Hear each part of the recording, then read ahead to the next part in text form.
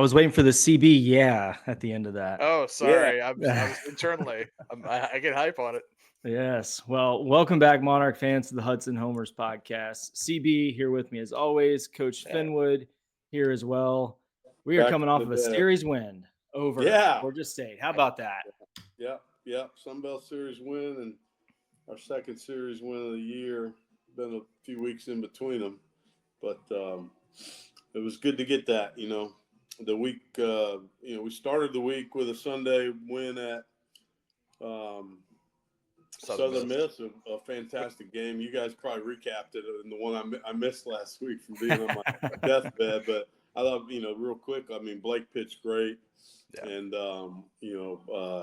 and Bailey and Kellen Davis both came in and did the job. And we did just enough offensively, to do that, to get that win in a hard place to play. They're 5-1. They're leading the league, and they swept Louisiana Monroe over the weekend. So then we went down to William Mary and got behind by a bunch and battled back to get it close, but we just didn't do enough.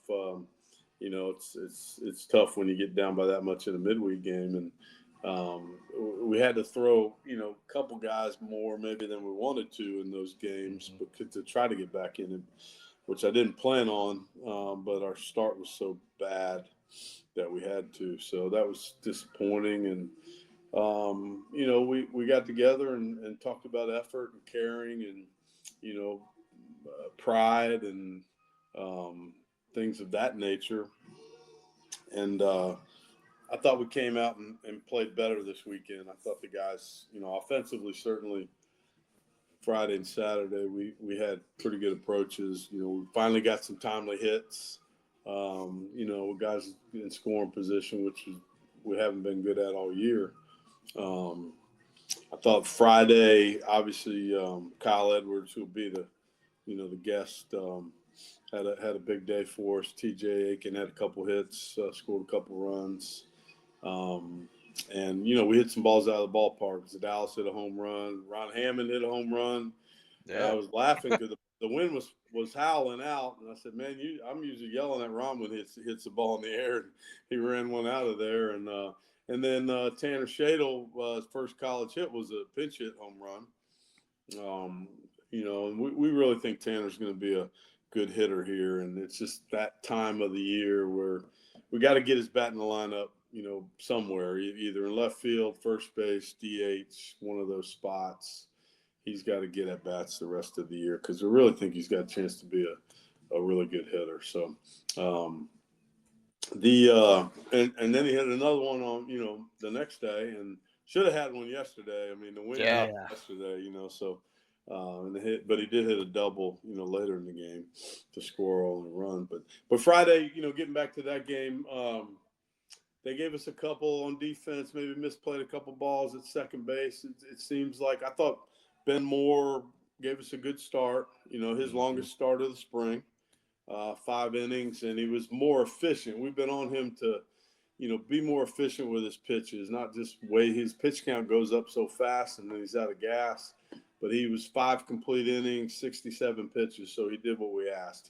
He threw more fastballs, he moved the ball around. We played pretty good defense behind him, and he gave us a good start, and we had a good lead. The 2 guys that came in behind him didn't throw great. They gave up 2 home runs and kind of let them in I don't know what it was, 8 to something, but kind of let them sneak maybe back in it a little bit, and then we expanded it after that. To get to the final 12-4.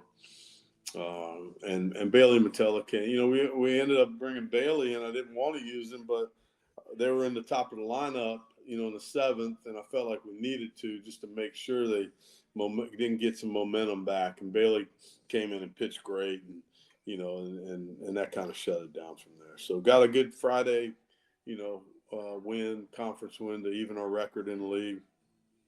Saturday, I thought Dylan gave us a really good start. He gave up the couple homers, but he was solid, man. He filled up the strike zone. He gave us 6 solid innings, and it was really good. And then we were able to Bailey gave us another, ninth to. They made it 6-5, and then we got those couple in the bottom of the eighth to make it 8-5. And boy, those were big. I mean, Hammer walked, and then Kyle tripled him in.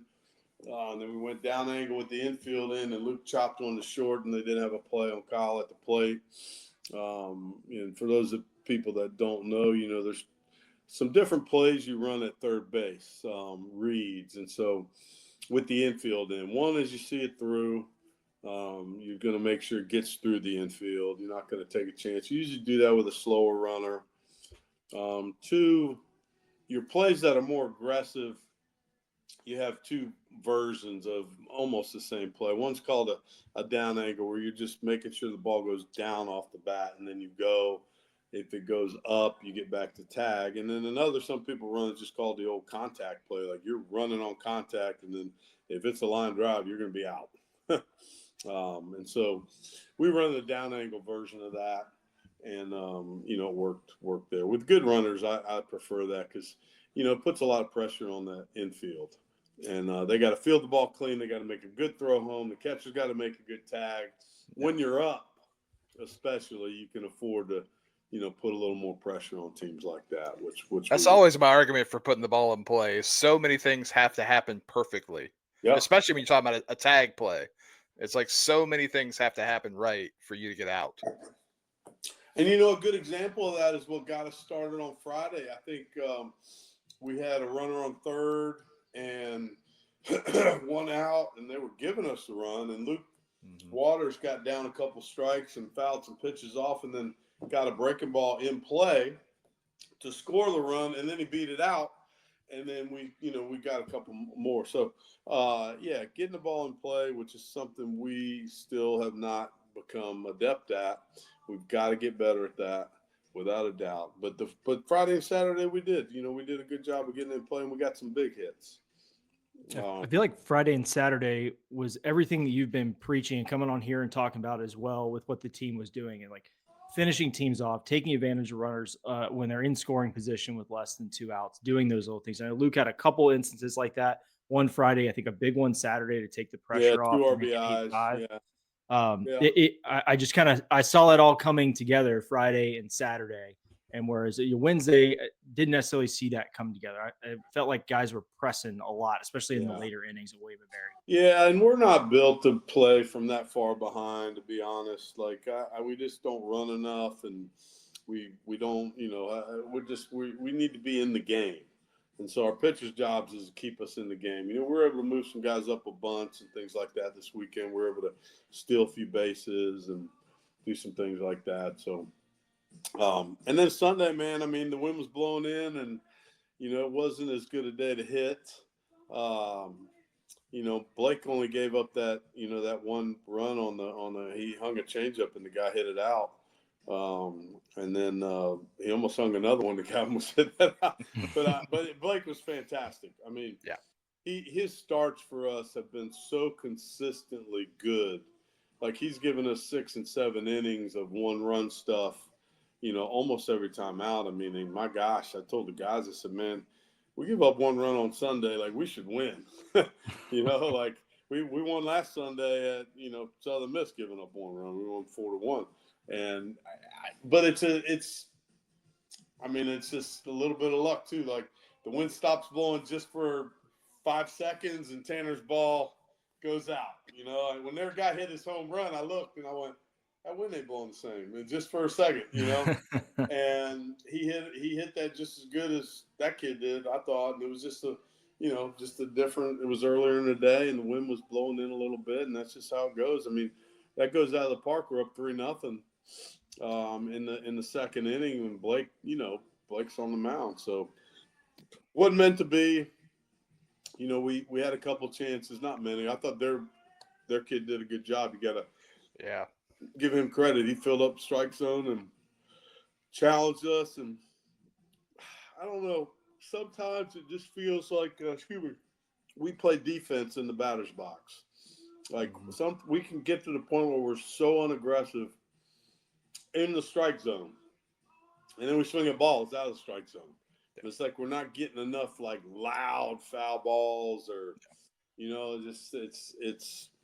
And that's just how it seems on certain days. So Yeah, and it's a mindset. I mean, hitting it. Everybody thinks hitting and pitching and playing baseball is all about mechanics, and it's not. They're important. Any foundation of any athletic movement, it matters and it's important. The fundamentals are important. However, that's not the game. The game is competing. And I told a couple guys this morning, they came in wanting me to, rub some salve on their butts because, what do you got for me? I go, you don't compete. That's what I got for you. You play absolutely scared. And I'm sick of it. We're not even going to talk about mechanics today because it doesn't matter. Like, you can go up there and stand on your head and get the same thing done. Like, get in there and grit your teeth. And if you got to choke up that much, get the ball in play. Some of you guys take the exact same swing with 2 strikes when you were just trying to get in play as you do in a 2-0 count. That's not baseball, and we've told you that. So that's frustrating, and sometimes it's just like how the message isn't getting sent. So, my dad used to say there's no difference in somebody that can't and somebody that won't. The bottom line is it doesn't get done. And we've got some guys that maybe they can't. That's possible. And we've got some other guys that I'm certain that they won't because they don't want to.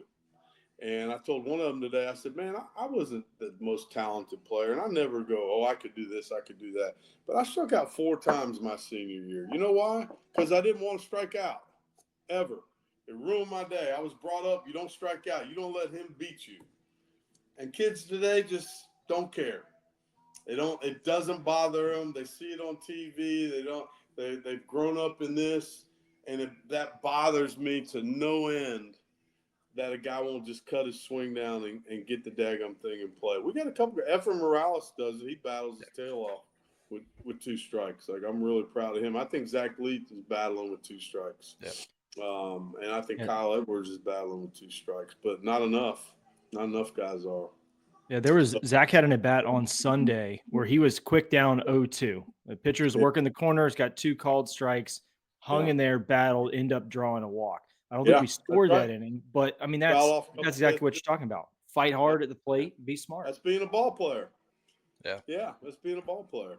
You really want them, and it'd probably be hard to find clips, but you want them to go back and watch like 80s and 90s, like mediocre infielders. You want to see like give me like a highlight reel of David Eckstein or something like that. Show me, somebody, these guys. Give me like a Mark Lemke. These guys that they weren't the best ball player, but man, they were gonna fight. And they might not win because again, they were not the best ball player, but boy, they were hard outs.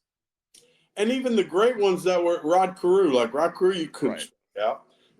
Tony Gwynn, you couldn't strike out. Tony Gwynn, for sure. Pete Rose, you couldn't strike out. They just weren't going to let you strike him out, period. Like, you're not beating me because it was a – you hear some of these numbers like Tony Gwynn had like as many strikeouts in like the 90s as some guys having a season now. Like, I'm not even kidding. I think he had like 187 strikeouts for like the 90s. It was some crazy number. I know. Yeah. So I mean, we gotta figure it out. I mean, we gotta do better. We gotta coach them better. We gotta, do something because it's frustrating. And I'm saying that off of a series win, but I want us to get better because we pitched fantastic this weekend. To give up 5, 4, and 3 runs in that ballpark to a really good hitting team that's hanging double digits on people, just about every game coming in. I thought we pitched really, really well. And, we got some guys emerging down there. Bailey Matella throwing back-to-back days and throwing just as hard day 2 as day 1. That was good to see. Guy came back from I think the first guy that he struck out, because I was by their dugout. He came back and it was like, that's the best curveball I've seen all season. It wasn't like, I'm not informing you guys, I'm letting y'all know it's over. That's how the guy sounded. Like, that's really what it was. It was kind of like, we got no hope, guys. Well, and their coach even said, he goes, when guys come back for the second time in the weekend, I usually just look at the velocity because I can tell pretty quick if they're going to have it or not. When he threw his first fastball in 91, he goes, we're done. And then Frankie Wright threw twice this weekend, and I thought great.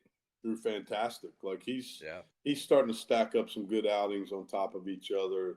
The velocity's gone back up, 92, 93. He's throwing that cutter at 88, 89. That's another piece that I think is going to be usable for us late in games. And we're trying to find some more guys. Kellen Davis. Kellen didn't have his greatest stuff, but he wasn't a great matchup for them. They really hit breaking balls that are up. They hunt them. They do a good job with them. And that maybe sometimes it's just the team you're playing isn't a great matchup for this style of guy. And I think that was the case with Kellen, certainly. And he didn't pitch poorly. He gave us 2 innings, and the first inning he got out of jam, and then he gave up the home run, but he hung in there. Georgia State's a legit team. Like they have a stacked lineup. I mean, we saw Caleb Freeman, and we struck him out multiple times this weekend. Yeah. He's a really good hitter. I don't remember any quiet outs from him. There were a couple of just seeds that he hit at people. And I think Donahoe was good, usually hitting right behind him too. Like and Donahoe was 0 for the weekend. We did a great job. He was 0 for 14 with like 5. And then last one, you guys brought Dylan Taustrup in to get him there for that. That was big. I mean, and again, you only faced that one batter, but hey, having that lefty that can come out and do that to guys. Yeah, could be I important. think he only had 2 at-bats versus righties the whole weekend. So if you're a left-handed hitter, like you can have a long weekend against the Monarchs because not just the starters, but we got a couple guys in the pen that can spin it in there too. So, overall, I have to be pleased with how we pitched for sure, and we played good defense. I want to say thank you to the pilots and Henry and Hank Morgan, Matt Mitchell, our facilities people and administration that was there putting the game on. I thought they did a really good job. Overall, the field played very well. There's some small things to clean up, but the turf played well, and it was 3. It was great atmosphere. Our people came out. I thought that was a lot of fun. Just it wasn't huge crowds, but for our guys to play in front of some people cheering for them, for the first time all year was like really nice. And you could see how it affected them. They played better. And that's why people think, you don't play better at home than on the road. They're out of their minds. Like, it's not even close, but it was good. And so we'll play the next 2 series at Harbor Park, and then the last 2 back at War Memorial. Yeah, the crowd that was there on Saturday was into the game. They may have only been 150, 200 people there, but they were loud. They were into it, and they were paying attention. And they could tell when there were big spots, they got loud in those key spots. They were clapping through the final outs, big innings with 2 strikes, all that. They had a good feel, and I'm glad the guys on the team felt that because I know they've been missing that for the whole season so far. That stuff matters. That gets those guys fired up. Yeah, it does. It does. That was fun. And so this week we got to go to East Tennessee State, and they're having a real good year. They've knocked off Tennessee already, and last Tuesday and play there. And then Appalachian State was always a interesting place to play. Challenging the field on top of a mountain, I call it. So first time we went up there, it's a beautiful field, and I was standing beautiful there, backdrop. Winds howling, and I'm like, what genius put a baseball field on top of a mountain? Like, what kind of masochist would do this? And the winds just – and, we were there at the end of April 2 years ago, and I can't ever remember being colder. But I looked at the weather. It's actually supposed to be mild, so thank goodness. I like Boone. I think Boone's a cool town, man. I enjoy that town. I usually try to go for walks around campuses when we're different places, and that's a fun little funky kind of artsy groovy town. It's kind of like Asheville, North Carolina. Reminds me a little bit. And that they do have a legit home field advantage. They're 10-4 at home so far this season. They're 1-8 on the road. A good Texas State team rolled in there 2 weekends ago and got swept. Yeah, and then they got swept this weekend at Georgia Southern, right? Yeah, they did. They been did. A bunch of sweeps so far. Which is interesting. Texas State got swept on the road, then they swept Arkansas State this weekend. I saw. You sometimes, man, you just got to find a way to win that one on the road. and make up the difference at home. So that's usually the good starting point. Yeah. So We're but 3-3 in the I know we got Kyle coming on. I'm really proud of him. He's worked hard on his approach. He's playing a really solid shortstop for us. He made an uncharacteristic error on Saturday, and the kid hit a home run, so that cost us a run. But playing on that turf, I think he just needed to slow that down a little bit, and he didn't. But he made some fantastic plays as well, like the one barehand play on the slow roller, and then the one ball he kind of was up the middle, and the lefty chopped it to his backhand, and he caught it and spun around and threw the guy out. So he did a really, really good job for us. He's providing a lot of leadership. Him and I drink coffee, once a week in the mornings and break it down and talk about life and everything else. Kyle wants to be a coach, and so he's always very curious about, the different parts of coaching and what he can do better. And, I try to just encourage him to, I want you to play with emotion, but I don't want you to play emotionally. There's a difference. One gets in the way, the other one helps. And so sometimes he can cross that line and then it hurts him. And it's just because he cares, and I'd much rather have it that way than the other. You never worry about whether he cares about winning or not, or about whether you winning. And so, I just try to calm him down sometimes, like stop wasting mental energy on stuff that doesn't matter. He gets mad at guys when, they slide too hard or they're yelling at the duck. I said, Kyle, who cares? Like, play baseball, Yeah.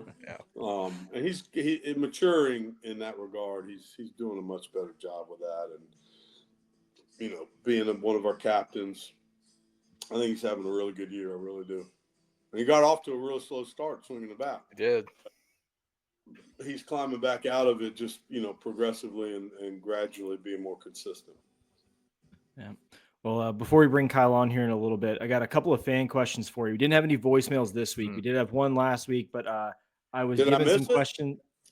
What was the you one did. last week? Fire Finwood? No. It was actually something we missed from the East Carolina game, and it's about the double bag. Obviously, we didn't have him this weekend. No one broke any ankles going to first base, but there was that ruling on that play at first about touching the wrong bag. We were just curious. The question was like, what exactly are the rules? And then what did the umpire tell you in that conversation after that call? Yeah, so the rule is the runner has to touch the colored bag, the field on a ground ball in the infield. The fielder has to touch the white bag, the first baseman. If the runner misses the colored bag or touches the white bag, but the umpire calls him safe, the defense can just go tag the runner and appeal it if the umpire missed it. And then it can go to replay. If the guy called him safe and the defense didn't tag the runner before he got back to the bag, for instance, which you don't really need to if you're going to review it anyway, then it goes to review and the guy looks and says, hey, he hit the colored base, which is what happened there. And he did. I forget who it was. Stallings, maybe. Yeah, Stallings. And we had that happen a couple times early as the guys got used to it. I think Scotty Young did it at Charlotte. And that one cost us a run because there was 2 outs. And he beat it, but he hit the wrong base. So once the ball's in the outfield, the runner can touch the white base. Okay. Now, what if they touch the color base when they hit one in the outfield? No, are they missing the bag? You gotta touch the white base. Okay. Yeah, you gotta touch the white base. So yeah, we saw a clip. Where it gets convoluted is on drop third strikes, pass ball. Then the runner gets to create his running lane. In other words, if the runner's running inside, the fielder has to throw to the outside. If the runner's running outside, the fielder. But then they say, well, depending on where the catcher is, the first baseman could use the colored bag on that if the catcher's off to the first base. Well, how's the runner know where the catcher is? Yeah. It's absurd. It's a dumb rule. Yeah. Every single coach I've talked to thinks it's a dumb rule. And I go, then why'd you guys vote it in? Like, I completely voted to nix it. And it's going to be here for 2 years because all the rules they make are on 2-year cycles. And then my prediction is hopefully some, wiser heads will prevail and we'll just go to the bigger bag.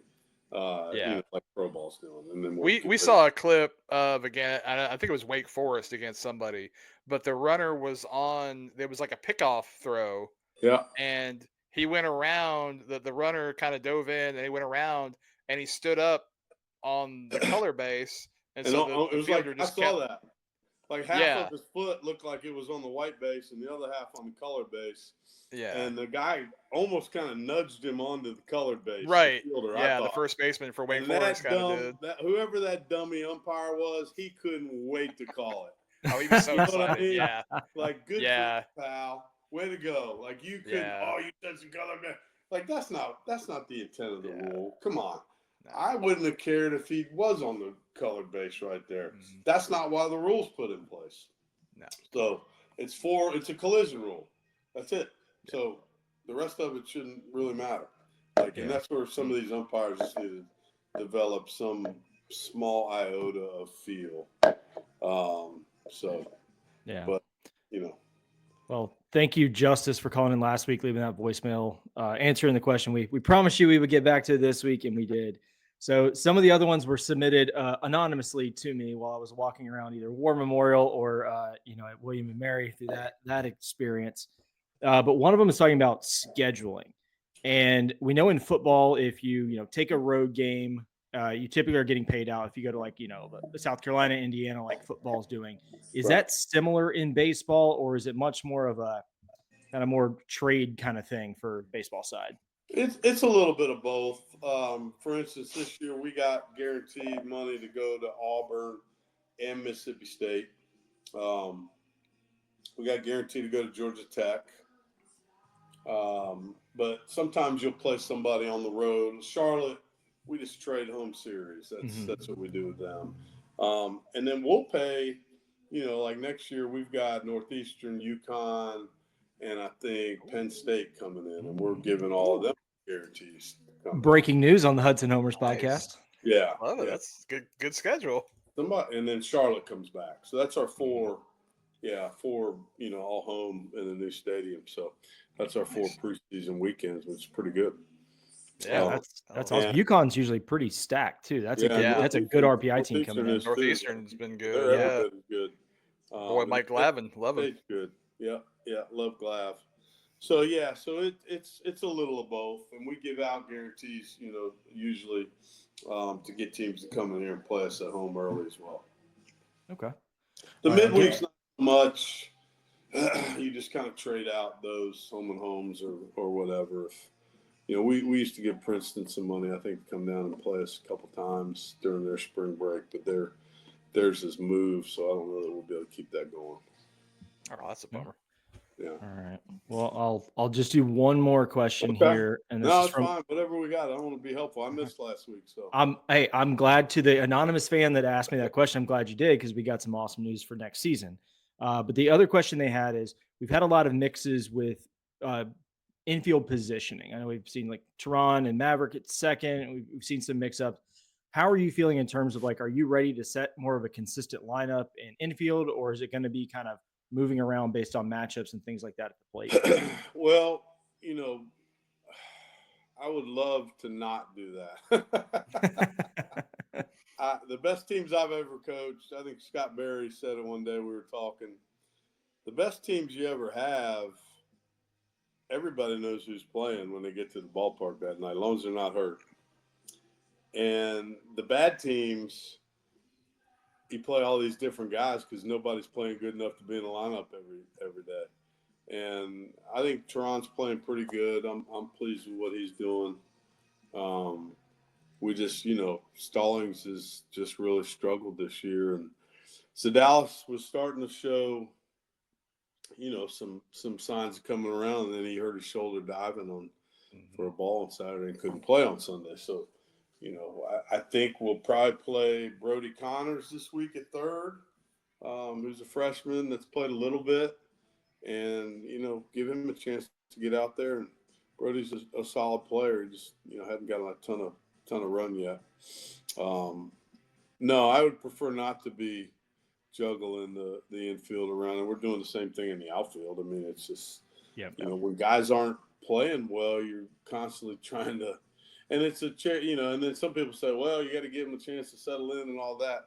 That's fine. I got no problem. I understand that. Like that, my response to that is, there's Chief, yard dog. I played baseball. I understand what that means.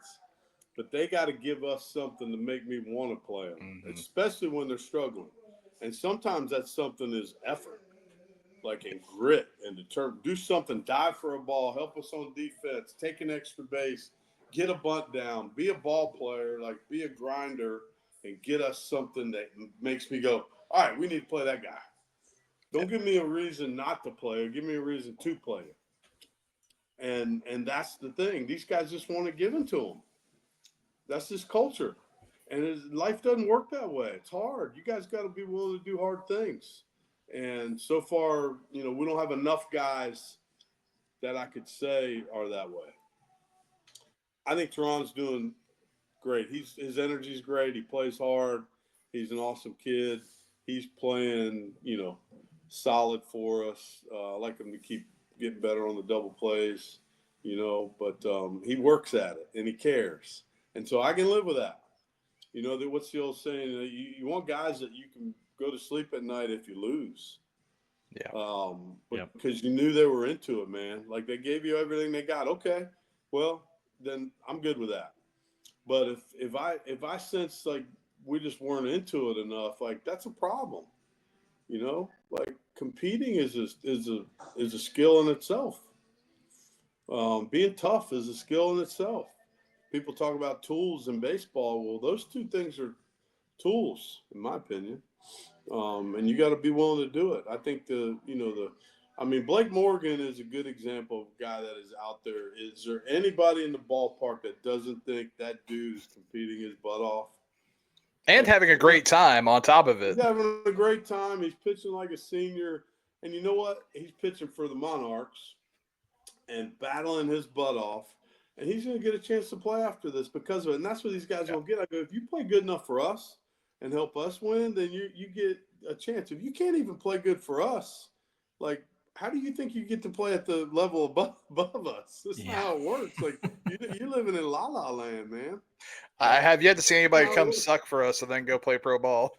Thank you. Exactly. Yeah. I said, but, man, you guys better go to class. It's hard. Hope that leadership degree works against the whole world. I don't mean to sound mean, but I don't think some of these guys have had enough reality like slapped at them. This ain't daddy and mommy ball anymore. Like you don't get just to play and everything's okay and don't worry about it. We'll go play tomorrow because we paid our money. That's not how this works. Like this is a performance-based industry. And I told him the other day, guess what? I've worked for Wood Sidley for a long time, but if you guys keep playing like this, he might decide that somebody else needs to coach these guys. That's how bad you guys are playing. All right? And I got assistant coaches with families and mortgages, and it matters to them, and it's killing them too. Maybe you ought to think about them instead of just yourselves. And so that's the reality of it. I hate that sounds harsh, but people, they might as well wake up because this stuff matters, and this is our livelihoods. This is what we do, and so they got to figure that out. Getting that reality check is important. Depends on what age you get it is even more important. Yeah, it's hard. It's a hard business. It's a wonderful business when it's going well. It's really hard.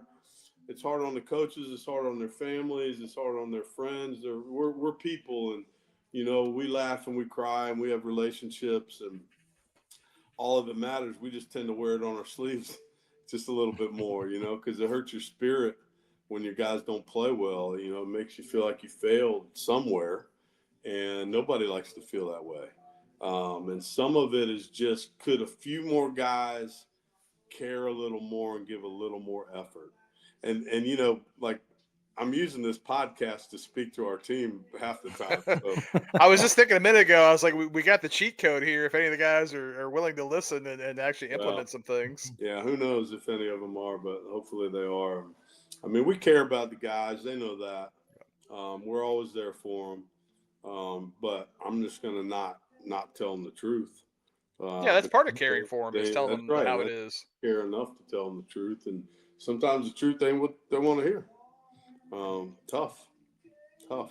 So, but thank you guys. Was there another question? No. We'll save anything else for next week. Those were the main ones I wanted to get to, and I'm glad that I was asked so that I could ask you at the game. But I'll say this: it was great to just see college baseball back in person this week. I went Wednesday, I went Saturday, Sunday. It was an awesome experience. They're back home in 2 weeks at Harbor Park against Troy.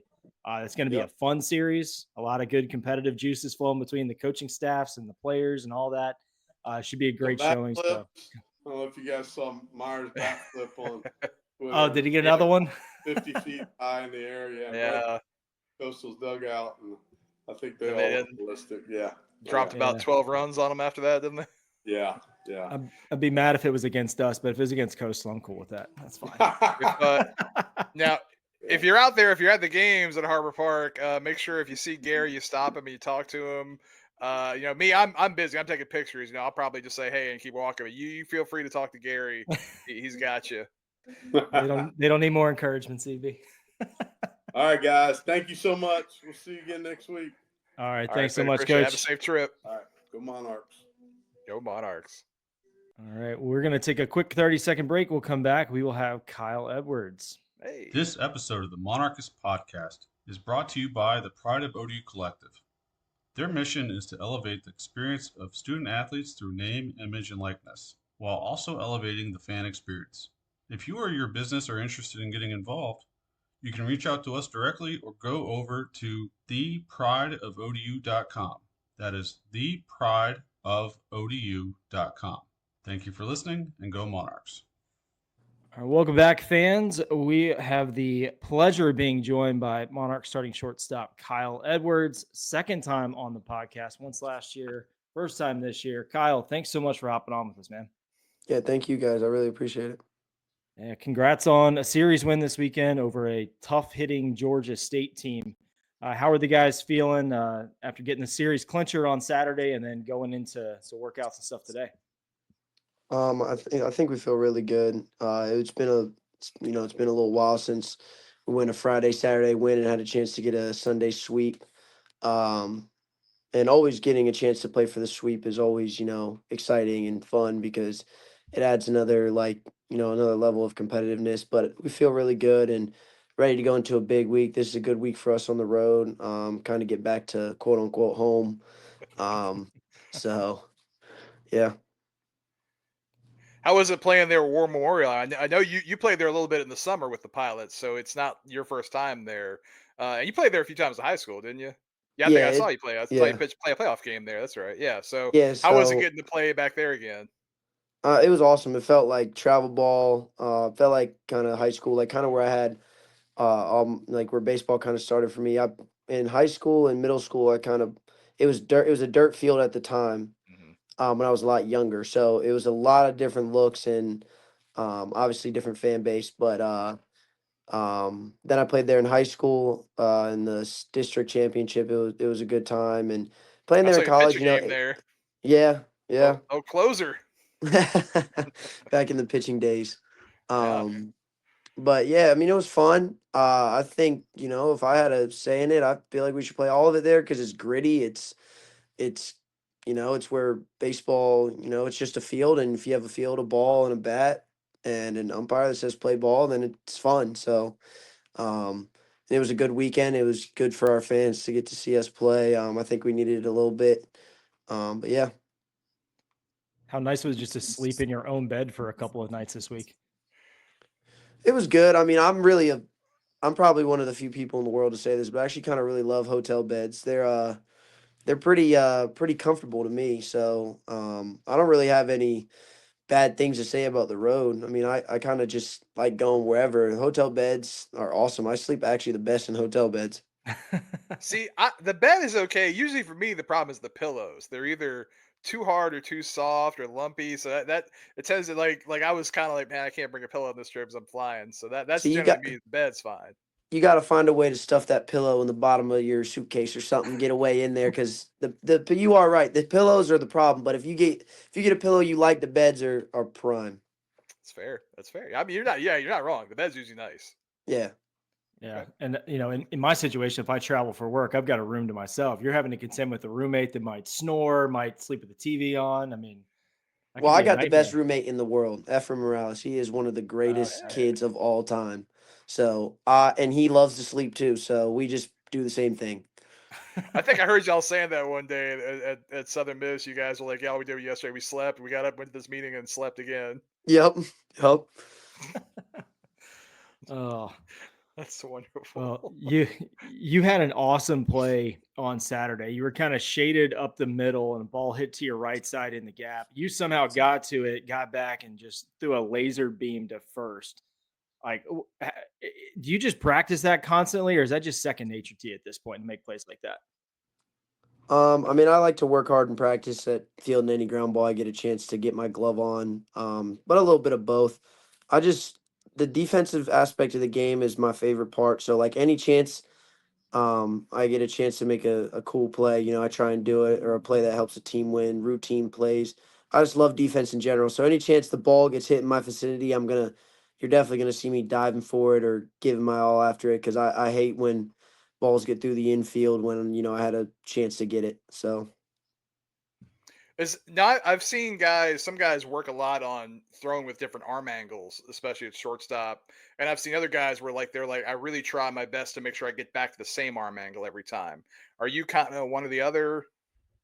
I kind of just like to do what flows naturally, like I don't think you really to be a good infielder, you have to be able to throw from a bunch of different arm angles because you never know. Like you could be shifted up the middle, you could be shifted extreme pull, straight up in. Like you kind of just need to just come and do whatever the game might need you to do at that time, whether it's a slow roller or a backhand or a forehand or something crazy. Crazy stuff happens. So just being able to adjust and being able to have tools in your toolbox is pretty good way to look at it. And then up the middle, it's nice to have a good partner over there playing second base. You've had a couple different guys come through that position this year. You and Tehran pulled off an awesome double play. I think it was in the sixth or the seventh inning on Saturday when it was getting a little bit tighter. A couple runs had come in. It was clear like this is going to be Dylan's last inning. How has that been just kind of getting that relationship with your second baseman with it changing a few times this year? I don't try, pay attention to much about like the constant changing, but I know Finney's just trying to figure out like, who's the best over there. But from all of them, I love all of them. They're all good players, and Tehran's been out there a little more, and he's been working really hard day in and day out on the double plays, and he really cares about it, and his energy is awesome. That was a great double play because Dylan has been, I mean, he's been going lights out for us all year, and he's a real dude, and I really hope he gets a chance to keep playing because that dude is awesome. He's a legend in my book. He had plenty Same. of Me scouts too. looking at him on Saturday, A hundred and percent. he would go to the bench for like the top half or the bottom half of the inning, and I'd see that's when they'd hit the concession stand restroom. As soon as he comes back up, I see the guns back up from behind home plate. So they're Yeah, I after him mean for he sure. he gets some crazy swings on some like 45-foot changeups I've never seen before. Like, I mean, he throws that thing, and them dudes they're already thinking about swinging. Mm. That's excellent. So Kyle, we talked to you last year, so some of this may be rehashing. I don't remember nothing. I can't remember what happened yesterday, much less last year. But you grew up in Hampton Road, grew up in Virginia Beach. You got to play here locally at home, and you're a senior. You played here for 4 years. In this era of transferring and moving around, you chose to be a Monarch for all 4 years. I mean, talk to us a little bit about that and how was that an easy choice for you? Was that something you thought about at all? I really never liked the portal. Never liked the idea of it going to chase money. We play in an amateur league, and we're not professionals yet. So there's the level of that is just, something, another story for another time. But the reason why I just obviously chose to stay here is because, like, when I first came into school, I had a lot of growing up to do, and these coaches poured their energy and their time into me, and they just stuck with me, and told me they believed in me, and through thick and thin, we're gonna get through this together. And that's what I really love about this place. Finney's done everything for me. Hage has done everything for me. Marin's done everything for me. We've had other assistant coaches that have done everything for me. I mean, it's a great place, and I wouldn't trade it for the world. If Finny was saying that hoping to be a coach in the future, hopefully after like a nice little pro career. But we looking at getting like a GA Kyle Edwards at some point here at ODU? That'd be great. I mean, I wouldn't say GA because I'm not a big fan of school. Um, I would say just more of like an actual coach. I really would not want to come back and be a GA because I don't want to open a computer after this year for schoolwork. I'm like 90% sure you have to have a master's degree to coach at most colleges. Do A you? master's? I thought it was I just a think bachelor's. so. I think you asked the guys. I'm not positive. I thought that was Well, kind of if you like have to have a the master's, same then it's net. going to be a long road for me because that is not my strong suit, and it's definitely going to take me probably 10 years to get a master's degree. I mean, as long as you say you're working on it, that's fine. That's Yeah, true. Yeah, you can well, be well. head coach I hope it slash works GA. out that way. Yeah, head coach slash classmate. Yeah, well, I was going to ask you because I know Finney told us that everybody on the team is taking virtual classes this year because you're on the road so much and you won't miss the class time. How has that been on like the buses and the hotels trying to get work done for school in between all this? Apparently, he's not doing it. So Doing enough. I mean, it's pretty hectic, but I think the best way to attack it is probably just, get it done before you, like, for example, we're going on a 7-hour trip tomorrow. If you got something due tomorrow, you should probably do it tonight so you don't even have to worry about it. It's just about getting ahead and managing your time well. Um, Sometimes, obviously, stuff might pop up, like, let life be life, but other than that, I mean, if you really just work ahead a little bit and just stay on top and know when the due dates are and kind of get a good schedule of your day each day and just start to figure that out, then it makes the whole road trip stuff a lot easier because then that's something less you have to worry about. You can just focus on baseball. see, I love this because this is you showing it's not that you can't do it. It's not for you don't like it because right Yeah, there that was a perfect plan. I'll tell you who else wasn't a fan of school. PJ Higgins, and he's done all right for himself with yeah, he's a baseball. good, he's a pretty good ball player, I would say. Yeah, he was not a fan of school, but he got through it. He came back, got that degree. I mean, he made it happen. So Yeah.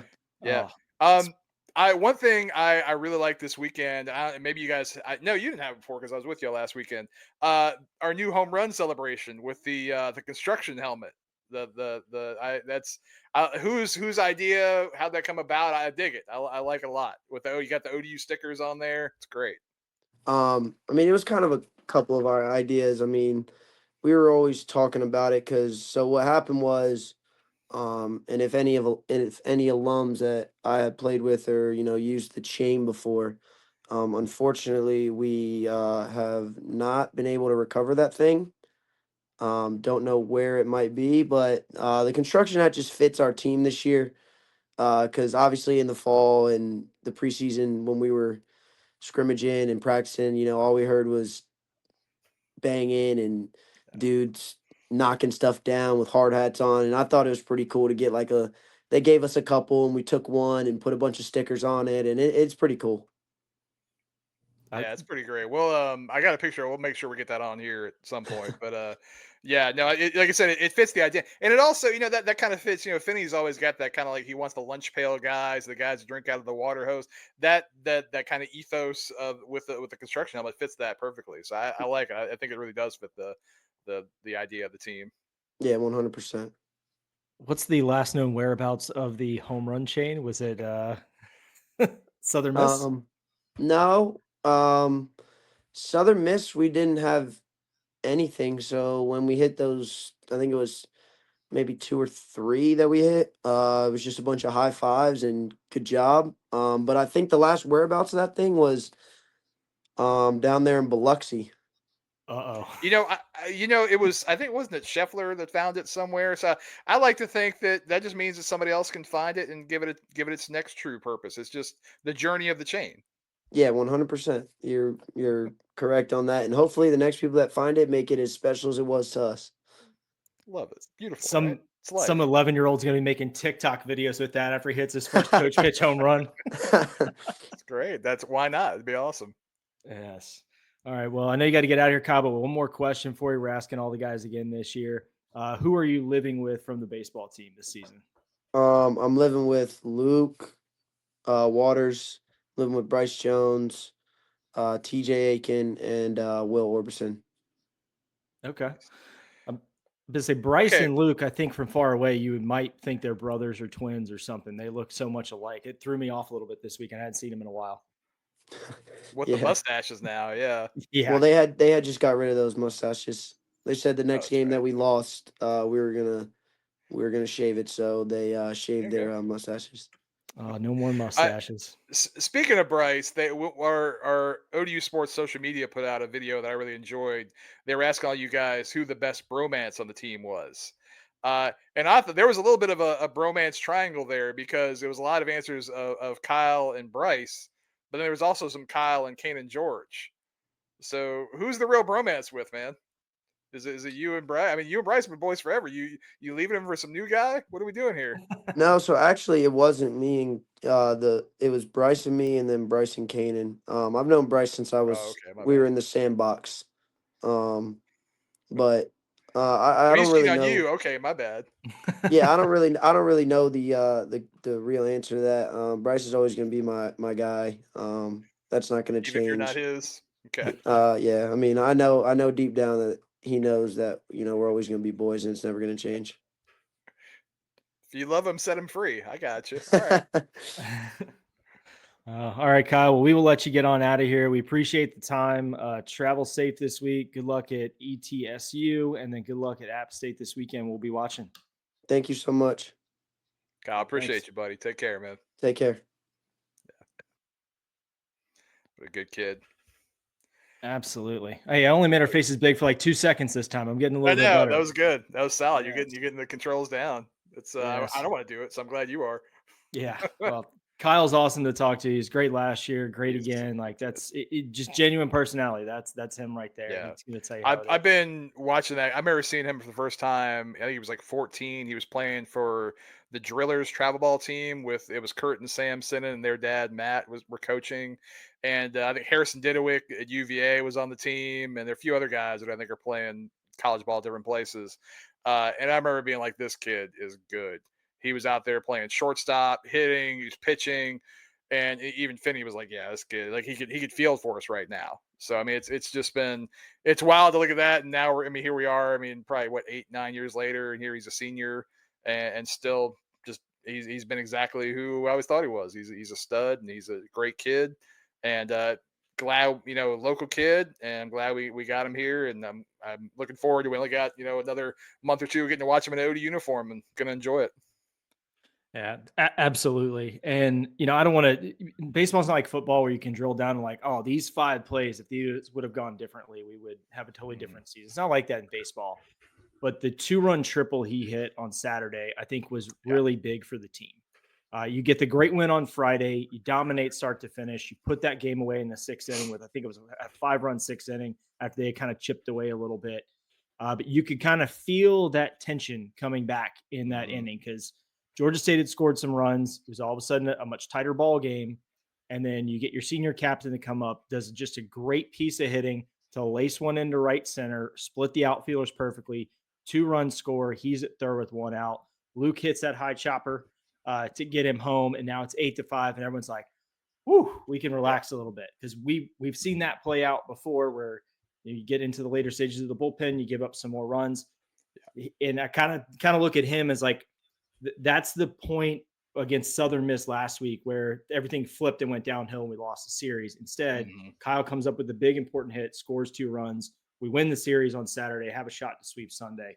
So I think it was just a big moment for a senior captain to step up into and make a big play. Yeah, it's exactly what I was just my response to that is that's what a that's what a senior does, right? That's what your leader does. Your leader goes out and he leads. And with the really unique celebration on third, with the kind of like hopping and spinning, and I don't know what he was doing there. It was great. It was just like that's always been kind of what they typically have. Like they kind of do thumbs down a lot at first base, and they tend to do some different things at second. But then third is kind of, it's just like triples are so rare that guys just kind of do whatever. And so you always know it's kind of from the heart, whatever they're doing on when they get to third base. And that's what he was just like, he bouncing up and down like a little kid, which is what I always think of Kyle when he's doing well. It's because he's playing with that just joy of a little kid, and he when he goes out and he's just having a blast, that's when he's the most effective. So it was great to see. I'm a big fan of. I think they're burying the bag at second after a double, and like Mhm. the big shovel hit gets the dugout going. I know Tanner Yeah, had we forgot that to on ask about Sunday. that one. Yeah, we'll Yeah, have we to forgot ask to whoever ask if comes that's. on. I figured it was like keep digging. Maybe they were doing. I don't know what the. I don't know what. Yeah, we need to. That's we'll write that down. We'll ask somebody next week about that. I'll add it to my list next time we have a hitter on. We'll ask about that. But it Yeah, definitely gets some guys fired up. You know, Tanner hit that double on Sunday, yeah, and you could kind of feel some momentum coming back. But Georgia State really shut things down there in the final couple innings on yeah. Sunday. Nice to see But Tanner finally get some hits. I talked to him on Saturday before the game. I think I talked to him Sunday. No, I talked to him both days, obviously. But I think on Saturday it was like, all right, now you can relax. You finally got a hit, and he's like, I'm not gonna relax. He's like, I can't relax. And then on Sunday it was like, well, you gonna hit another one? He's like, yeah, I am. And then he came pretty close. I mean, if the wind is either dead or like it was the Yeah, previous 2 days, that's gone because he hit it basically to the fence. The outfielder had cheeks on the chain link, yeah. and it was funny. My wife came to the game on Sunday, was sitting next to me, and I was kind of Mhm. telling her about the guys a little bit. Your wife's awesome. And She should be on the podcast. Frankly, I'd much rather like she's just great. she can definitely just replace me. That's totally fine. There you But I go. was telling her, I was like, hey, you know, this guy batting, he's got 2 hits in college, and they're both home runs. They've happened last 2 days. Yeah. It'd be pretty cool if he hit a third one, bing. And I was like, Mhm. no way when I stood up, and it was just a touch short. Just yeah. Tehran almost had one too, going to right a little Hmm. bit later in the game too. Wind caught that and kind of killed it, but Yeah. there were a lot of opportunities to go and win that game. But I don't think we necessarily played a bad baseball game. We went up against Hmm. a good pitcher in Cole Roberts. I'll definitely Yeah. shout him out. It was a He's great. good matchup of crafty veteran pitchers on Sunday. It was fun to watch. I'll tell you who else pitched really well for them. The kid Tyson Benford on the relief pitcher that came in the game on Saturday. I think he ended up. I'm looking here. He ended up pitching 5 1/3 in relief, which is wild. He ended up giving up 4 runs, but it's like, man, that just kind of a couple of kind of bled away there at the end. He came in there in the third inning, and I was like, oh, he'll be out after like an inning or so. And he just kept going and going and going, and he really did hold us for a while. So that kid pitched a good game too. Yeah, it was pretty smart coaching, I think, on their end to let him stay in and kind of eat those innings. He wasn't getting a lot of Mhm. damage against them. I think if they could have gotten tied or taken the lead, they may have gone to a different arm there, but allowed them to just sock some stuff away for later on. I mean, I think that's why we were able to see Jacob Cruz throw on Sunday in 2 innings of relief. It was smart by them, and Jacob Cruz was throwing really well too. Yeah, Him come out he of looked Cole good. Roberts, like just ran into some good pitching. You know, we struck out probably much more than I think we would like with 9 strikeouts, but that's somewhat of an improvement. I was But gonna on say the 9 isn't even that bad anymore in a game. no, it's really not, and we left 7 guys on base, Yeah, but still, that's improvement there. We're going up against some good pitching, but they're a legit team. Like they have the bats to yeah, keep they're good. themselves in games. I mean, the Sunday before, I'm playing South Alabama, they put up 15 runs. I Yeah, mean, that's a team that can score some runs. And Caleb Freeman, he didn't have his best weekend. Our pitching shut him down, but he had a solo shot off of Dylan. he still was like 5 for 15 on not his best weekend. Yeah, and every bit of contact that kid made Yeah, was going a mile. I know he's had a unique journey to get to Georgia State, but I what would say a I didn't man realize he for him. played with Slater and Stallings there at St. John Rivers.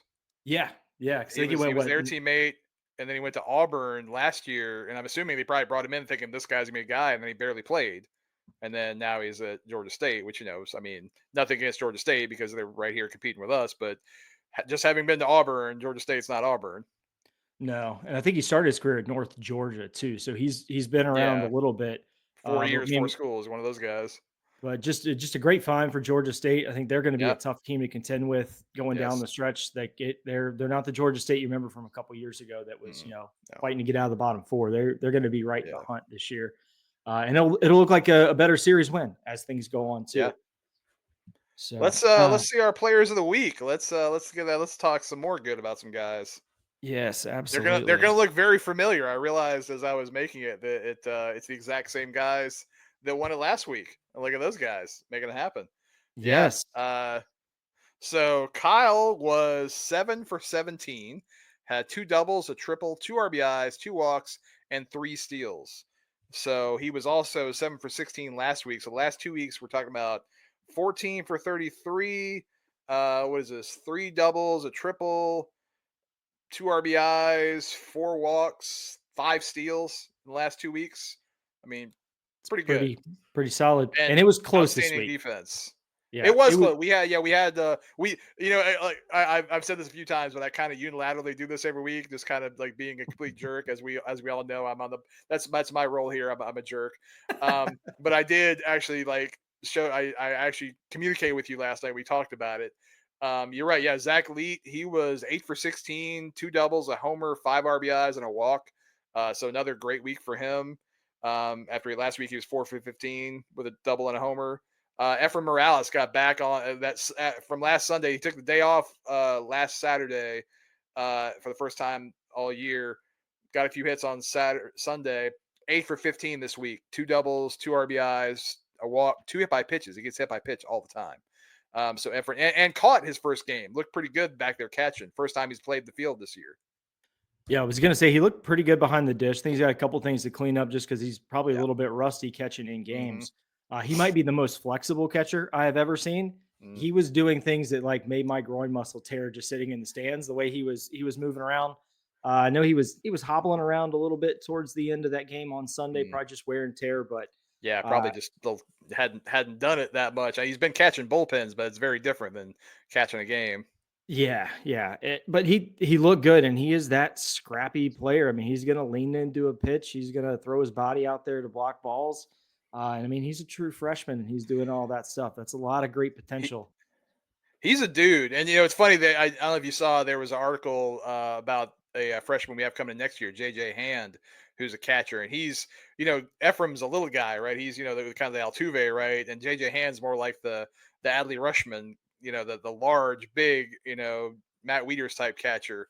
So it's gonna be interesting to see, if where that ends up. If we and Finny talked about Morales having the ability to maybe play some second base, play some outfield. So it's gonna be interesting to see. Might have a really nice duo on our hands, and still, Evan Holman's still around because he's still an excellent defensive player and shows some real. He's one of those guys that shows a lot of grit on offense too. Yeah, and it was we saw 3 different catchers this weekend. Holman had Interesting. Friday, Jack had Saturday, and Efren had Sunday. I thought Jack had a great game behind the dish on Saturday. I was telling him and I was talking to his mom about that. Yeah, he's one of those guys. He's been playing really great defense this year. And I don't know exactly how much weight he's put on, but you can tell that he has Mhm. spent the last year in the weight room getting a lot bigger. Looks almost like a different kid behind the plate, but Yeah. he was really solid. And I imagine it's not easy to catch Dylan just because of the velo and all the different things he can throw. But he did a great job behind the dish on Saturday. Yeah, and it's good to see. I mean, Jack, I was telling his mom that's one of the things. A lot of times when I either meet or talk with parents I haven't talked to in a while, I always like to tell them, say, hey, thank you for just raising a good kid, and that's what I made sure to tell Jack Slater's mom is just thank you for just doing a great job. I mean, the world needs it. Never mind the baseball team, but we appreciate them just being good people. It was really nice getting to talk to the baseball parents again, being able to talk to the fans again. It just kind of reminds you of all the good people that are associated with this program that you may not Yeah. see on the field, whether it's sports staff or parents or just general fans that are diehards going over there to War Memorial. I know the Browns had the RV in the parking lot, so it was good to see them. The Hollabets family was there in attendance. I think John finds out this week where he's going to be assigned for minor league. There's a good chance he's going to end up in Zebulon, North Carolina for the Carolina I was Mudcats. just checking their schedule last night to see because Yeah. I kind of figured that. Yeah, I was also looking for Augusta to see because they might have Trent Buchanan and Jacob Gomez. So Yeah, there's a lot of opportunity to see some ODU guys in the Yeah. minors. And if, I'm not telling you to go travel across country for a minor league game, but if it's a No. couple hours away, man, you know how much that would mean for that player to have his minor league debut and have some ODU fans there. That would be really, really cool. So definitely keep an eye on that for John, since that's like, I think it's at 2 hours and 15 minutes from my It's house about down there. 2.5. Zebulon's awesome. They're actually moving out of that ballpark this after this season. But I've been to the Mudcats stadium so many times. It's such a they're really good folks. It's a really nice, and they pack that place out on weekends. It's a really fun place if you can get down to Zebulon and see a game. And they play like Fredericksburg. I think they play Salem. They Hmm. play a couple other teams that Yeah, might even be closer to you. So just keep an eye on those former Monarchs that are in yeah. the minors. And And we should see a bunch of rosters this week. So hopefully we'll talk about that some coming up, because I think like Syracuse in AAA is probably going to have Connor Overton and Jared Young, and mhm. they come to Norfolk a little later in the year. So yeah, I'll try my best to maybe compile a list of where some guys are. Yeah, do our best to get that word out, and you can go out and support them. But it was cool to see the Hollabets there. Obviously John's Yeah. in spring training out in Arizona, and they're coming to ODU games and cheering on the boys, and just as engaged with the game as they were when John was pitching. I can tell you that. So great to chat with them this weekend, and a lot of other parents too. I know I saw Roger Waters over there. I saw Mike Jones, Yeah. a few other people. Just a lot of good people around this program, and it's cool to kind of get them all back in one place and get some conversations with them. It's great. Yeah, Bryce's sister Mia, she's like a stud field hockey player. She's like, I think she's a sophomore, and she's gonna end up at like some big Power Five school, being an All American probably. So that's gonna be neat to see. Oh, should have landed her at ODU. Don't you know? No one I has more you know national titles than ODU field hockey. I was definitely angling, and they were kind of like, yeah, she's gonna. I mean, unfortunately, it's just sometimes again that SEC money's real, that ACC money's real. I can't argue with that. Cannot argue with that at all. And to Um, get to the pitching, this week was actually really tough. We did go a little back and forth on this one, because Ben came out and had his best start of the season, right? 5 innings, 1 run. I think realistically, they only took him out because he's had a little bit of just some illness and different things going on, and he hasn't really had some great outings. So he hasn't thrown 5 innings, first of all. So once you get to five, it's like, okay, we're winning the game pretty big. It was like, look, let's just take him out. And again, this is just me assuming, but let's just take him out while we're having success, right? Let's just take him out, build on this, and say, okay, going forward. And then Dylan, arguably the worst of the weekend, right? 6 innings, 2 earned runs out of 3. How many strikeout? You got 8 strikeouts, right? He's leading the team. He's first in the conference in strikeouts. So that was your worst start of the weekend, right? And Pretty then good. Pretty Blake, good. again, just had to give it back to Blake, right? I mean, 6 innings, 1 run, 9 strikeouts. Again, just pitching like a captain. I like this picture. I was actually up on the roof, which I found out how out of shape I am, that I got up on the roof and I was about to die for a second before I could take pictures, which is always fun to have to admit to yourself that you're just completely out of shape.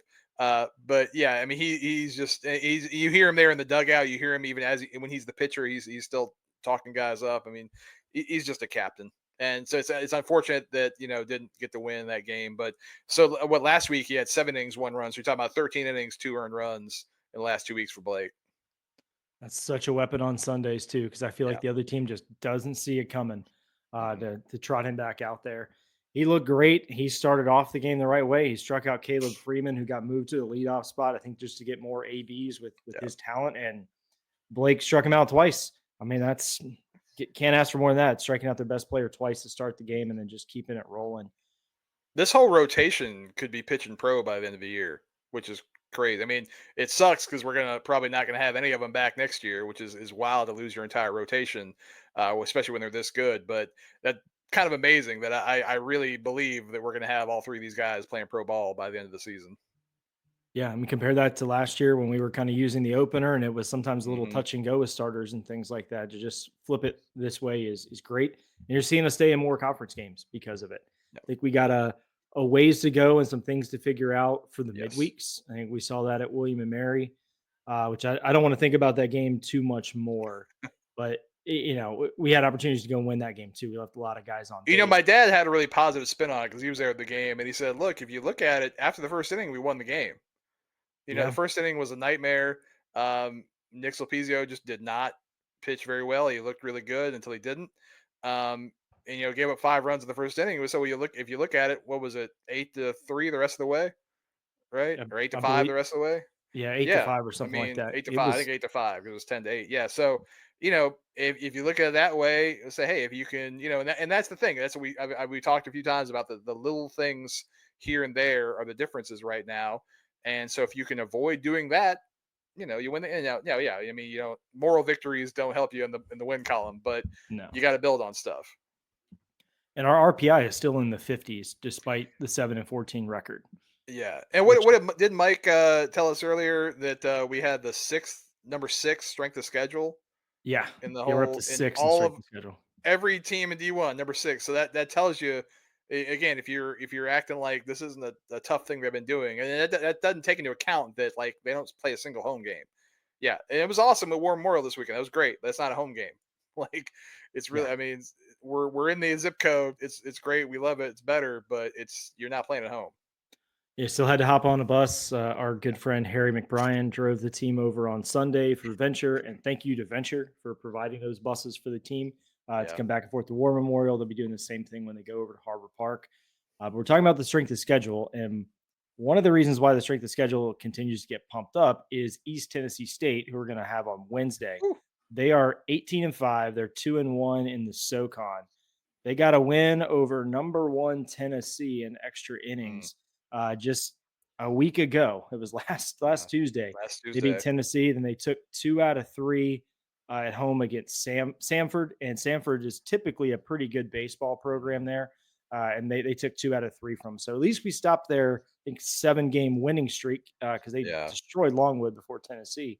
But that's a tough midweek contest. I mean, that's just as tough as East Carolina and Virginia. No, you're looking at the schedule here. Like they just lost 6-8 to number 4 Georgia. Win 2 out of 3 against Pitt, an ACC school. I mean, yeah, they beat App State 12-3. I mean, they've just barely lost to Virginia Tech 6-8. Yeah, this is one of those teams that you see on the schedule and you go, who are they? But then the flip side is they probably did the same thing to us, right? I mean, it's like, let's be real. I mean, not everybody knows who Justin Verlander is and Old Dominion exists. A lot of people see it and they're just like, what is this school? So yeah, this is a legit midweek. I mean, these guys are doing some stuff. They're hitting very well. This is no joke. It's another really big contest. It's going to be a tough one for sure. And they're 18-5 overall, but they're 17-3 at home. So they clearly enjoy the home ballpark 54 home runs already. Yeah, and they got 2 guys in double-digit home runs and another guy with 7. I mean, they're hitting the lights out of the ball. They're hitting 321 with 1,000 OPS as a team. That's pretty wild. And I just said some of the teams they've been playing. It's not like they're playing. Some of them are whatever. They're in the SoCon. They play in the same league as like UVA and was it A&T, I think, or the other. Or no, I'm sorry, not UVA. VMI. Radford, VMI, Radford, Longwood. They're in there. Yeah, was it Western Carolina? Yeah, Mercer, VMI, the Citadel, Wofford. Right. These are not like killer baseball programs. The Sanford this weekend was a conference series, but they're putting it on people. Yeah, they can put up some runs, and that's a little scary after giving up double digits to William and Mary this past week. But I think you have to remember the goal here. Like, you can use that game to develop some guys. Like, I would love to see Sulpizio get another opportunity to come out and pitch. Yes. He looked really smooth in the windup through the first batter. Like, he looked smooth there. It's when he went to the stretch where I feel like he continued to kind of elevate the ball, lost a little bit of command. I know that those coaches were on that probably within 4 seconds of him being in the dugout. They don't need me to say anything about it. Right. Probably well before you ever saw it. Right. Which is, not to say, hey, I wasn't noticing it. You noticed it. You saw it between us sitting there watching. But yeah, I mean, it's one of those things like sometimes you people bring stuff up and you're like, bro, trust me, the coaches know. Yeah, they're aware. Yeah. I don't think I'm yelling into the dugout saying throw the curveball or anything like that. Yeah, right. Yeah, they got that under control. But it is nice to see them in person, which I know you've got to experience some this year. That's my first time seeing in person was at William and Mary. Yeah, you just get more context to what's going on. You get to see the at bat, something other than a box score, even on TV and things like that. There's little things you can pick up. I definitely picked up on the chirping from the Georgia State dugout. I don't think we reacted to it except Luke's ground out that drove in the 8th run on Saturday.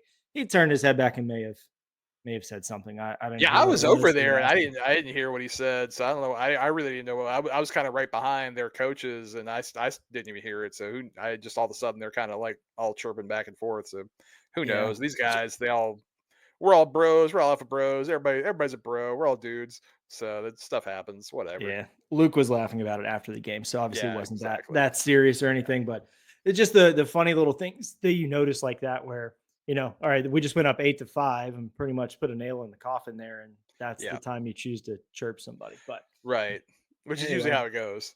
yeah, typically. But looking ahead a little bit to App State, 11-12 overall. They're 3-3 in the conference. I know we talked earlier. Good at home, 10-4 at home, 1-8 on the road.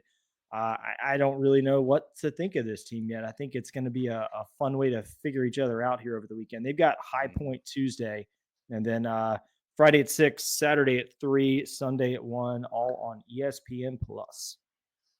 Yeah, their schedule's kind of all over the place because like they split with Charlotte. They played Wake Forest as number 15 and they got smoked 14-6. They're losing a series to Charleston, which not a bad program. Beating Gardner Webb, which you feel like you should. They got beat 12-3 by East Tennessee. Sweeping UMass Lowell. So it's kind of they lost a series to Queens to start the year. I mean, yeah, they're kind of a little all over the place. And then, like I said, so then going and sweeping your first series against a good Texas State team, and then sweeping a series, getting swept by Georgia Southern. So I'm sure they're probably kind of where we are. We're like, man, we got to figure some stuff out. So yeah, you got two teams here. You're right. They kind of are going to both go in like, I don't know. Yeah. And I mean, Georgia Southern had just been swept the week before that. So the Sun Belt Right. is a little funky this year. A lot of feeling out. I mean, yeah, there's a ton of teams. I mean, was it 1, 2, 3, 4, 5 teams that are at 3-3? Yeah. Right in the middle, including ODU. And then you got 4 teams at 4-2, and then Southern Miss sitting alone at 5-1. A couple of fives down there, but that we're only 2 weeks in out of 10 weeks, so that can all flip around here in a couple weeks. Yeah, I mean, South Alabama being 1-5 in the conference is probably the most surprising thing to me because I thought that they were going to be a much better team this year. But I'm gonna be honest.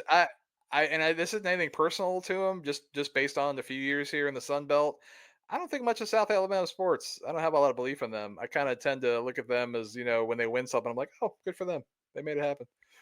You'd be shocked to know they have the largest budget in the Sun Belt. I would. I absolutely would because I don't see it in the result. And again, this is kind of anecdotal. I haven't dig down on the numbers. It's just kind of based on being around the sports the last few years. It just doesn't feel like they do much anything. Yeah, it is. It is interesting, but I have a little sneaking suspicion they're going to make a little bit of run and they will not be down there in the tied for last with ULM throughout the Conference rest of is the tough, season. man. We know it doesn't matter who you play. The conference is tough every single Yeah. game. That team that's 1-20 is going to give you a run. Yeah, and the team in Harrisonburg, they're 9-15 overall, but they're 4-2 in the Sun Belt. So Right. that's going to be a fun series here in a few weeks up in good old Harrisonburg. But yeah, looking forward to watching this. And also I want to shout out. I don't know the exact team. I don't know the exact name, and I apologize in advance. But whoever puts on the ESPN Plus broadcast for ODU baseball, for them to figure out how to go and do that from War Memorial and then add cameras as the weekend went on, that was awesome. It was great. The play-by-play was really good. You could see everything that was going on.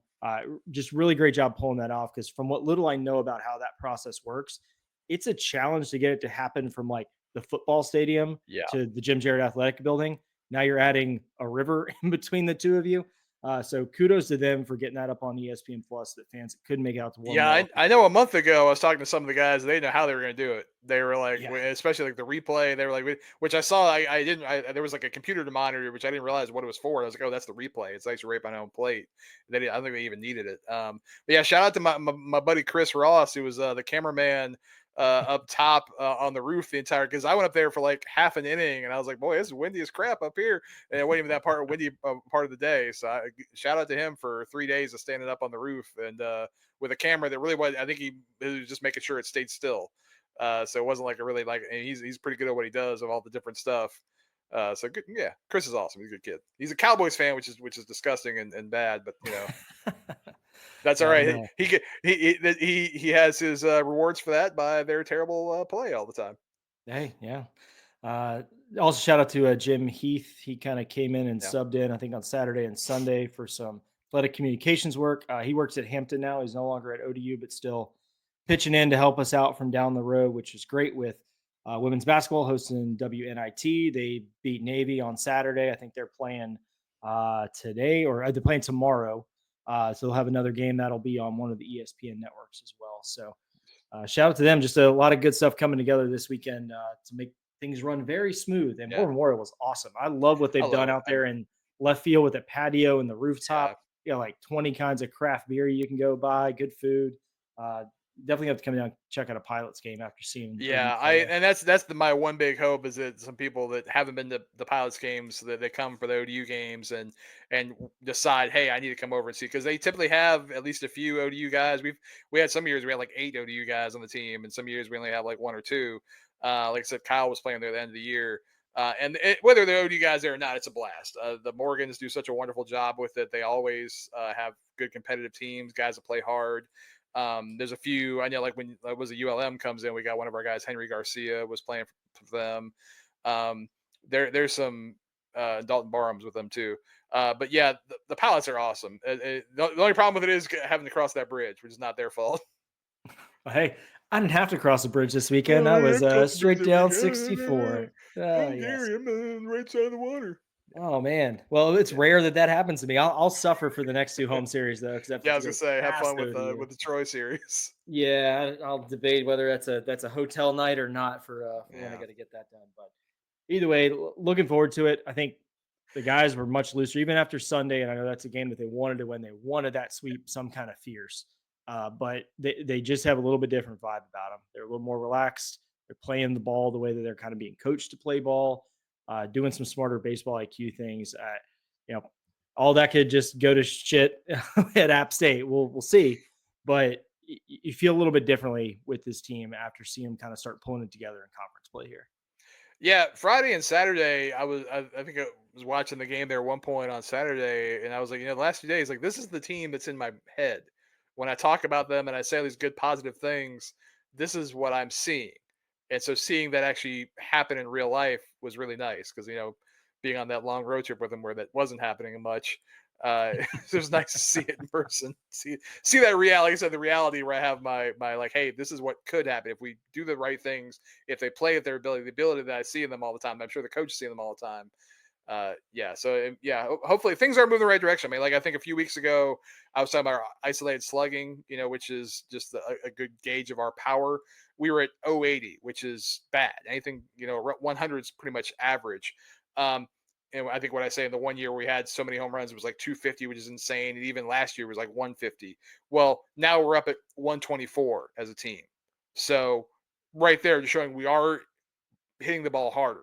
Strikeout rate didn't really drop much. It went from like 35 to 33. So still got to cut that down. But we are, at least when we're putting the ball in play, hitting it harder, which is a plus. Nice to see it. I know that ball was flying off the bat a lot on Friday, at least from my view on ESPN Plus for Friday. But a lot, much better contact, and I don't know. I feel much more optimistic now after getting the series win. It was like a must-win series, and they did it, and they almost swept. So make sure to follow along with them. All 4 games this week are on ESPN Plus. I've confirmed by looking at the other team's website to make sure I don't give you all the wrong information, but don't blame me if game time changes. I think our episode dropped, and then 30 minutes later, they had changed the game time for Saturday from 1 to 3. So it's not my fault. Sorry. Look, nobody asks us. They just do stuff. Nobody tells us that we see it when you see it. So if stuff's wrong, not my fault. For those of you dudes. Yeah, and for those of you tracking at home, CB's curtain started falling at the 11-minute and 30-second mark, so you can go back and Was see it that early? I didn't see it. Oh yeah, Finny Oh man. was going. I wasn't going to interrupt him, and I saw it Yeah. fall, and I just made a note of 11 minutes and 30 seconds. I So, saw it much later then. Okay, because I was wondering. I'm glad because I was literally just thinking about that like 30 seconds ago. Yeah, I saw it too. It's not even. It literally. I put it up just for this, so that tells you how bad that is now. let me get you some Gorilla Glue or something. Just make it a Look at permanent some. fixture. Look, I just need a better one that reads a little better too. So I like Yes. Kyle had that nice flag in the back. That was cool. The ODU flag was Yeah. neat. Yeah, I've got this one, I which like yours. Yeah, it gets me some looks when I'm working from home because I work unfortunately with a lot of people from JMU and VCU and other disgusting. places like that. But just sometimes I got to remind them that at one point we used to beat those schools, and we will again. We will again. We will again. We will again. All right, well, I think that's gonna do it for us. Unless you got something else, CB. Baseball is awesome, man. I like watching it. It's super fun. Looking It's a forward to go lot. see some high school games this week. So let's do it. You're a glutton for baseball. I love it. I love it. Yeah, And I'm gonna go. we're getting the right Apparently, I'm gonna baseball go out see there. some t-ball this week. One of my good friends who actually was a catcher, back in the Verlander days. He was the bullpen catcher. He's his little daughter is starting like t-ball on Saturdays. He asked if I could come out. I was like, yeah, of course, Oh, that's awesome. obviously, yes, please. Baseball in its purest form, right there. Yeah, Just hit the ball and hope they run to first and not third. kids are ridiculously fun to take pictures of playing sports. It's awesome. Yes, absolutely. All right. Well, thank you all for tuning in for this episode. It was a fun one, a little bit longer, but you Yes, know what? It was whatever. worthwhile You having a good after a time? series win. Don't forget, we do have the phone number on there, which of course I can't see right now. I It's have not not right now, memorized it, but obviously. it's on there. We'll put it on our social media, and it's been in the Fair. background pretty much the whole time today. But thanks all for listening, and we will catch you next week. Go Monarchs. Go Monarchs.